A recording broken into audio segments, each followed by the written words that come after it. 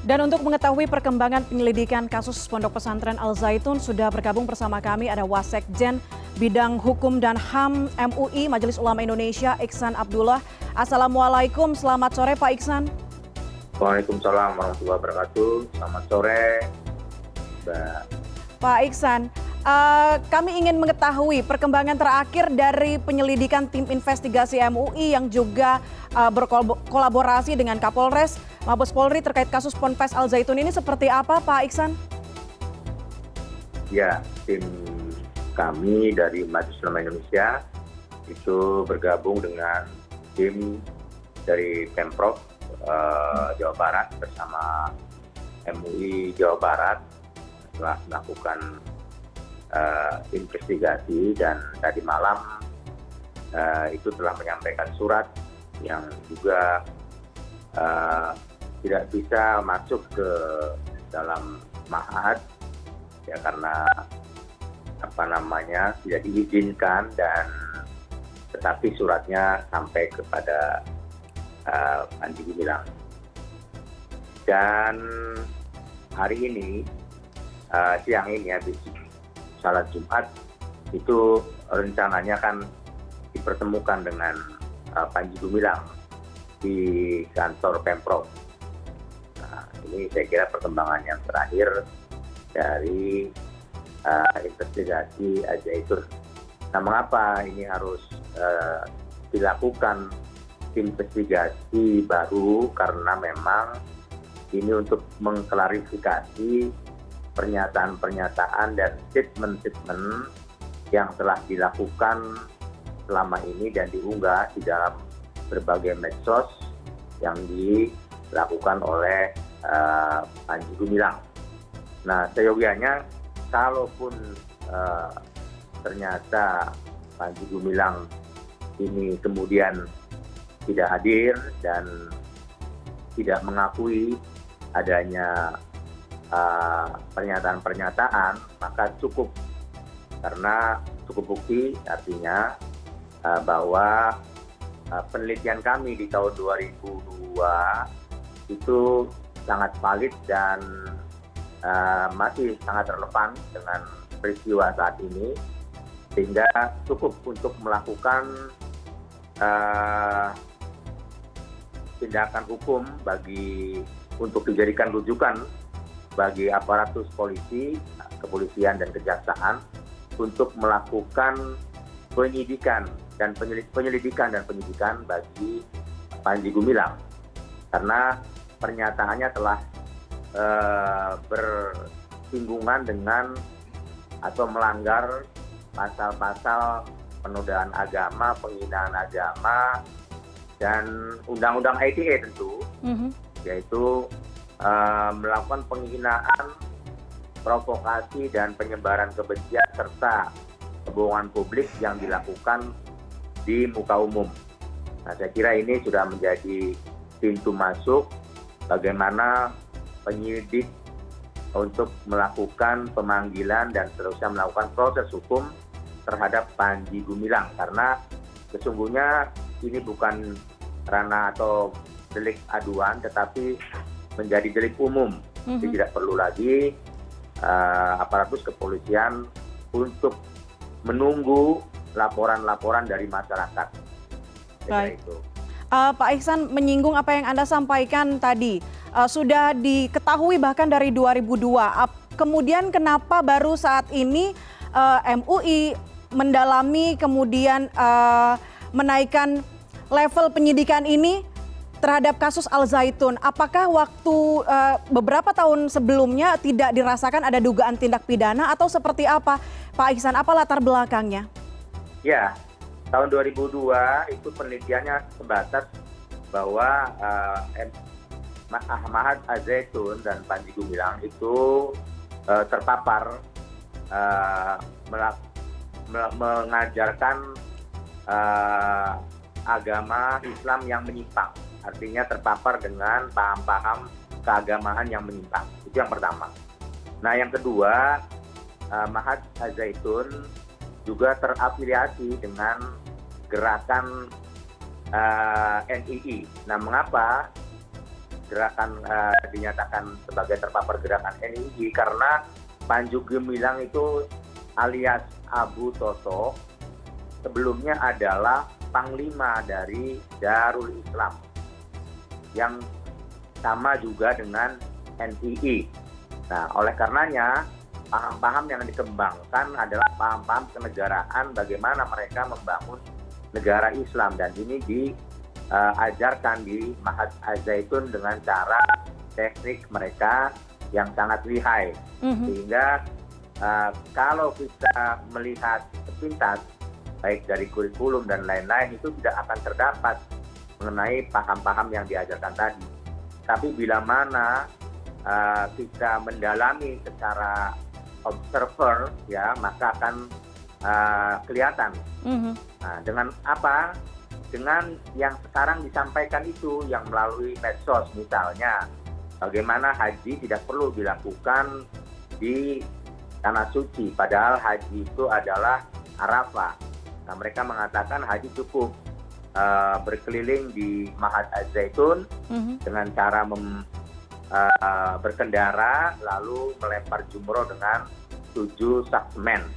Nah, kemudian yang paling menyakitkan dan menodai umat Islam serta menodai ajaran agama Islam adalah bahwa Al-Quran itu bukan firman Allah tetapi itu karangan Nabi Muhammad SAW. Nah, ini adalah tindakan yang dapat dikategorikan melanggar PNPS 165 dan KUHP 156A dan 156 serta Undang-Undang ITE. Karena apa? Apa yang disampaikan Panji Gumilang adalah satu kebohongan yang luar biasa dan satu provokasi yang menimbulkan keonaran, ketidaksentraman dan adu domba kepada antar umat Islam. Nah, saya kira itu. Dan yang kedua, mengenai Abu Toto atau Panji Gumilang, itu sangat jelas dia adalah mantan dari Panglima Darul Islam. Dan oleh karenanya antara Al-Zaitun, Panji Gumilang, dan Ma'had itu tidak bisa dilepaskan satu sama lain. Dia adalah orang-orang yang mengajarkan bagaimana untuk tidak taat dengan NKRI dan negara yang berdasarkan Pancasila. Nah, orang seperti Panji Gumilang sesungguhnya ini tidak bisa dibiarkan terus melakukan provokasi, melakukan agitasi, melakukan mengadu domba antar umat, dan ini harus dihentikan dengan cara polisi ya melakukan penyelidikan, penyidikan dan seterusnya. Panji Gumilang harus mempertanggungjawabkan ucapannya, harus mempertanggungjawabkan perbuatannya yang kita semua tahu diupload di berbagai media sosial, dan itu cukup terverifikasi bahwa yang bersangkutan telah melakukan tindak pidana. Baik, Pak Ihsan, terkait dengan temuan tim investigasi MUI, ada fakta baru yang ditemukan namun belum bisa dirincikan kepada masyarakat. Apakah ini terkait dengan tindak pidana yang juga menyimpang, dikatakan tadi, menyimpang ajaran agama Islam, kemudian dugaan terafiliasi dengan jaringan terorisme? Apakah itu fakta barunya terkait dengan hal tersebut? Ya, fakta barunya lebih dalam lagi, lebih dahsyat ya, yang nanti akan dipublish. Tentu saja nanti setelah fakta-fakta baru ini terungkap semua, ini akan menjadi dasar bagi Majelis Ulama Indonesia untuk memberikan dasar sebagai fatwa bahwa Al-Zaitun ya telah mengajarkan, terutama Panji Gumilang, telah mengajarkan ajaran yang menyimpang, ajaran yang sesat, menyesatkan. Nah, saat ini Majelis Ulama Indonesia telah memfatwakan fatwa nomor 38 tahun 2023. Intinya bahwa yang diajarkan oleh Panji Gumilang di Ma'had Al-Zaitun, khususnya menyangkut tata cara salat ya, yang berjarak, kemudian mencampur adukan makmum laki-laki dan perempuan, kemudian wanita menjadi khotib, itu pada sholat Jumat itu telah difatwakan dan itu sudah cukup bagi aparatus penegak hukum untuk menangkap Panji Gumilang, ya, dan agar menghentikan keonaran ini yang menimbulkan suasana Indonesia menjadi tidak kondusif. Dan ingat, kita akan segera memasuki babak baru yaitu pemilu, dan apabila suasana ini dibiarkan, ini bukan tidak mungkin gesekan antara umat Islam, ya, yang membela agamanya yang benar dengan Panji Gumilang dengan pengikutnya ini akan terjadi. Dan kalau ini sampai terjadi, ini adalah bom waktu yang merugikan negara, masyarakat, dan agama. Kalau kita berbicara soal pengikutnya, Pak Ihsan, walaupun sampai sekarang belum bisa dikonfirmasi, belum bisa ada pernyataan yang valid dari Panji Gumilang terkait dengan polemik yang terjadi di Al Zaitun ini, nantinya jika memang sudah terverifikasi ada dugaan tindak pidana, ini semakin terang benderang, bagaimana kemudian nasib santri? Karena kita ketahui seperti biasanya santri itu selalu pemahamannya sangat kuat terhadap pondok pesantren tertentu, dan kita tidak bisa menghilangkan bahwa nanti akan ada perdebatan yang mungkin agak sulit diredam begitu dari pengikut dari pondok pesantren Al Zaitun ini. Nasib selanjutnya apakah sudah direncanakan seperti apa dari MUI, Pak Ihsan?